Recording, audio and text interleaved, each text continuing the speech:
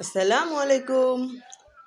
আজকে আমি রান্না করব বেগুন দিয়ে কাতলা মাছের মজার তরকারি। এই কাতলা মাছ তরকারিটা খেতে খুবই মজা হয়, আর এটা আমি আজকে শুধু বেগুন দিয়ে রান্না করব। চলুন দেখে নেওয়া যাক। এই কাতলা মাছটা রান্না করার জন্য এখানে ফ্রাই প্যানে প্রথমে আমি তেল দিয়ে এর মধ্যে সামান্য কর্নফ্লাওয়ার দিয়ে দিয়েছি, যাতে করে মাছটা লেগে না যায়। এখন মাছগুলোকে খুব সুন্দরভাবে আমি ভেজে নিচ্ছি একটু একটু।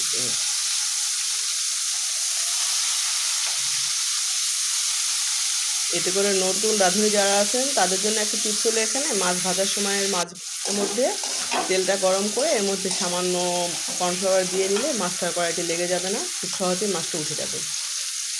আর ঘরে যদি কর্নফ্লাওয়ার না থাকে তাহলে আপনার আটা ময়দাও ইউজ করতে পারেন, খুবই সামান্য পরিমাণ দিলেই হবে।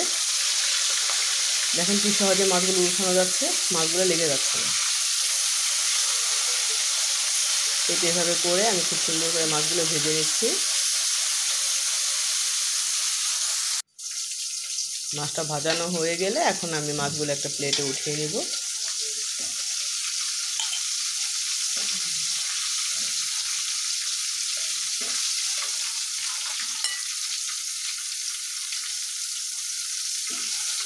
মাছগুলো সুন্দরভাবে উঠানো হয়ে গেলে এখন এটা আমি দেখিয়ে নিচ্ছি। মাছগুলো উঠানো হয়ে গেল, এটা খুব সুন্দর করে ভেজে নিয়েছি মাছগুলো আমি। আর এখন আমি সেই একই কড়াইয়ের মধ্যে দিয়ে নিচ্ছি পেঁয়াজ কুচি। এখন এই পেঁয়াজ কুচিগুলো খুব সুন্দরভাবে আমি তেলের মধ্যে ভেজে নিব। পেঁয়াজটা ভাজতে ভাজতে যখন নরম হয়ে যাবে, এর মধ্যে একে একে সব মশলাগুলো আমি দিয়ে নিব।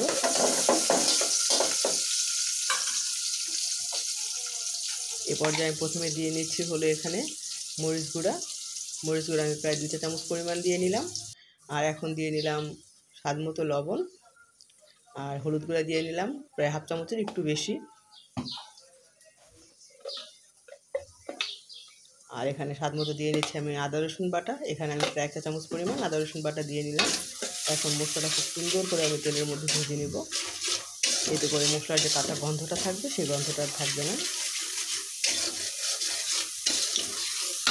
আর এই পর্যায়ে আমি মশলাটা ভাজা হয়ে গেলে এর মধ্যে দিয়ে দিব পরিমাণ মতো পানি, মশলাটা কষানোর জন্য।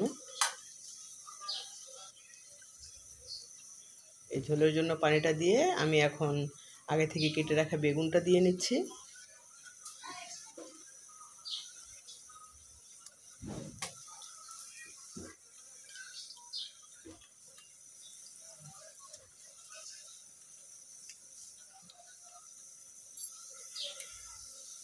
এখন বেগুনটা দিয়ে আমি এখন ভালো করে একটু নেড়ে চেড়ে দিব। আর ঢাকনা দিয়ে রান্না করব কয়েক মিনিটটা। আর কিছু কাঁচামরিচ ফালি এখানে দিয়ে নিলাম। কিছুক্ষণ পরে ঢাকনাটা খুলে এখন আমি বেগুনটাকে নেড়ে দেবো। বেগুনটা প্রায় নরম হয়ে গেছে আমার। এই পর্যায়ে আমি আগে থেকে ভেজে রাখা মাছগুলো এখন দিয়ে নিব বেগুনের মধ্যে।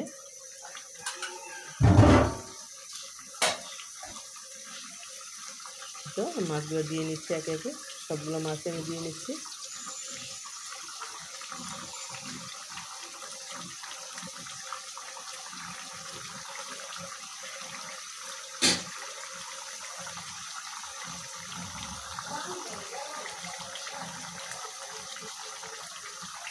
আর এখন আমি এখানে দিয়ে নেব একটা কাঁচামরিচ।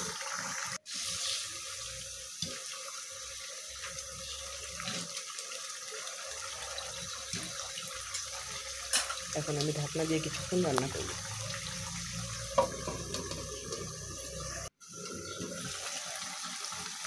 এই পর্যায়ে ঝোলটা আমার ঘন হয়ে এসেছে। এখন আমি এখানে কিছু ধনিয়া পাতা কুচি দিয়ে নিব।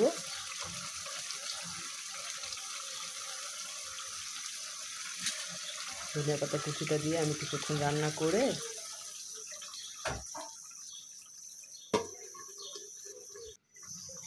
এই তো আমার তরকারিটা হয়ে গিয়েছে। এখন আমি তরকারিটাকে নামিয়ে নিব, একটা বাটির মধ্যে নিয়ে আমি এটা পরিবেশন করব।